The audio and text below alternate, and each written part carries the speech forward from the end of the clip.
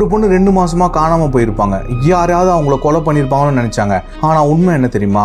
அந்த பொண்ணோட dead body அவங்க வீட்டிலேருந்து கிட்டத்தட்ட 10 அடி பக்கத்தில் இருந்த ஒரு குழிக்குள்ளே தான் இருந்திருக்குன்னு சொல்லிட்டு இந்த கேஸ் ஃபுல்லாக பாருங்கள். கிளைமேக்ஸில் வேறு லெவல் ட்விஸ்ட் இருக்குது. என்னோட பேர் விக்னேஷ். நீங்கள் பார்த்துட்டு மிஸ்ட்ரி சேனலை மறக்காமல் சப்ஸ்கிரைப் பண்ணிவிடுங்க.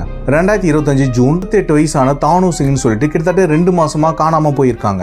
போலீஸ் இன்வெஸ்டிகேஷன் ஆரம்பிக்கும் போது தன்னோட ஹஸ்பண்டை விசாரிக்கும் போது அந்த பொண்ணு இந்த வீட்டை விட்டு போய் 2 மாதம் ஆகுது அப்படின்னு சொல்கிறாங்க. போலீஸ் இன்வெஸ்டிகேஷன் பண்ணப்போ டவுரி பிரச்சனையால தான் இந்த பொண்ணு வீட்டை விட்டு வெளியே போயிருக்காங்க அப்படின்னு தெரிய வந்திருக்கு. இந்த பொண்ணு தினமும் டார்ச்சர் பண்ணிட்டே இருக்கும்போது எனக்கு பணம் வேணும்னு சொல்லி பையனோட வீட்டில் கேட்டே இருந்திருக்காங்க.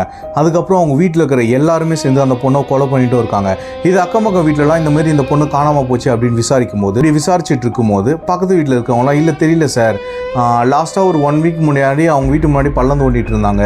அதுக்கு நாங்கள் கேட்டப்போ ப்ளம்பிங் வேறன்னு சொன்னாங்க. மற்றபடி அவங்க வீட்டில் வேறு எதுவும் நடந்த மாதிரி தெரில அப்படின்னு சொல்கிறாங்க. போலீஸ்க்கு இந்த ஒரு க்ளூ பயங்கர பெருசாக தெரிஞ்சிருக்கு. போலீஸ் உடனே எங்கே பள்ளம் தோண்டான்னு போய் பார்த்தா இப்போ தான் ப்ளம்பிங் பண்ணியிருக்காங்க.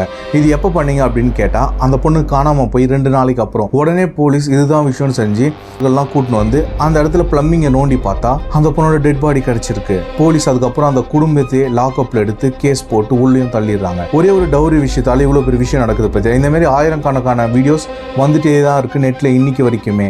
இதை பற்றி நீங்கள் என்ன நினைக்கிறீங்கிறத கமெண்ட்டில் சொல்லுங்கள்.